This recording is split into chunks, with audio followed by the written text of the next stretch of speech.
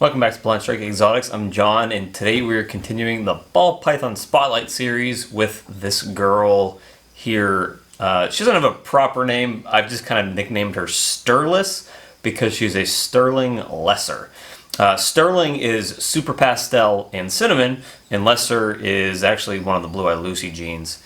And she's honestly one of the coolest snakes and one of my favorite snakes that I have in the collection.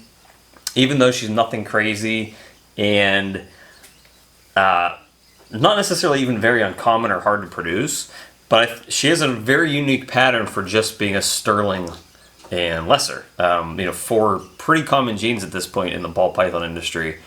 She is extremely yellow, and on the sides, on both sides, it has like this kind of mottled brown, cocoa-y, lavendery, gray color going down her back.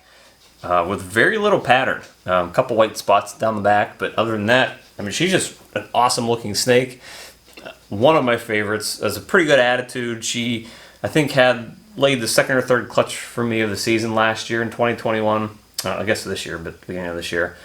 Good attitude overall, just a really cool snake. Not too feisty, but definitely has an attitude. Has typically taken frozen thawed for me, but has been a little more picky lately. But this is a kind of a good example of a snake that, you don't need to have all these crazy rare genes to actually produce something that's really cool.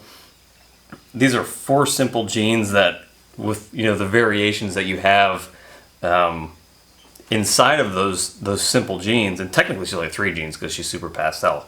So she only has pastel, lesser, and cinnamon, but it produces a snake that is extremely yellow and kind of a pale brown gray color on the back, which, if you've seen pastels or cinnamons or lessers, you would not expect that from this combo. So kind of to me, if you were able to reproduce this with every single sterling lesser, I would think more people would do it because she's honestly one of the most striking snakes that I have in my collection. It's just really, it's hard to describe it through the camera. And I know, if you're looking at that there, you might think it looks pretty cool. And it actually does pick up the colors pretty well, but she looks so much cooler in person. Even look at her head. Look how cool her head looks. If she'll turn. No, she doesn't want to go that way. Just that you don't need to have crazy, super expensive genes to produce something that is really cool.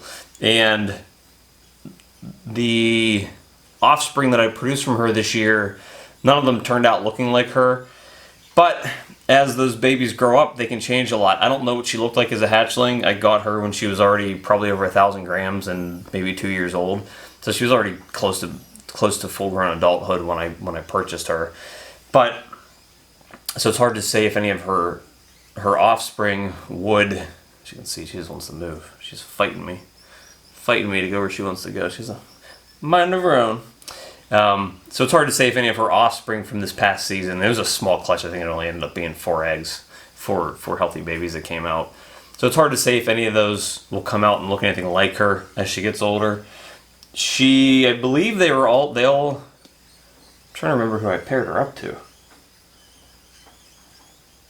I actually don't remember who I even paired her to this year. I feel like it was another super pastel cinnamon male that I was trying to maybe hit some super pastel super cinnamons. I didn't hit any of those, but I almost feel like some of them had to at least be super pastel cinnamon, which is sterling. I'm not sure I actually hit any lesser on any of those, but it's awesome. I mean, she's a really cool snake. She's an example for me where I bought her because she looked really cool.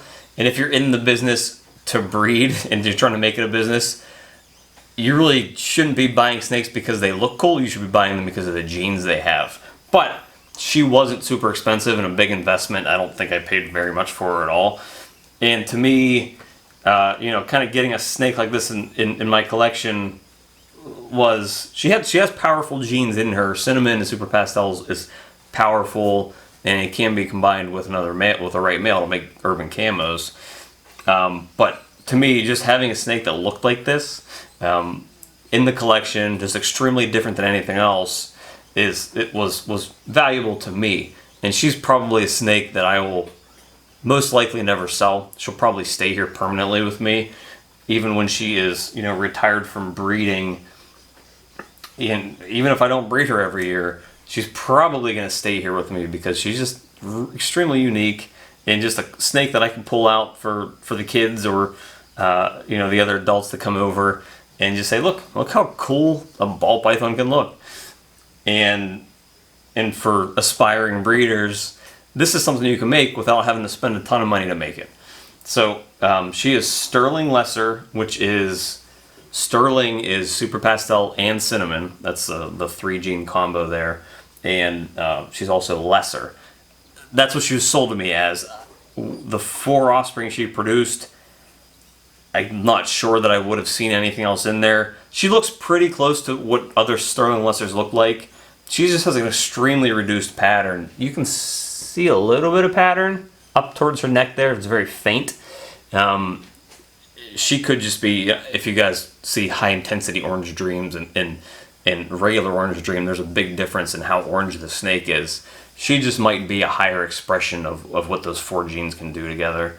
Maybe she has a hidden gene, I don't know. It's not a big deal to me. I'm not really using her for any big, huge breeding projects. She's just kind of a cool snake to have here to kind of show off. So that is it for Sterliss, and we will see you guys next time.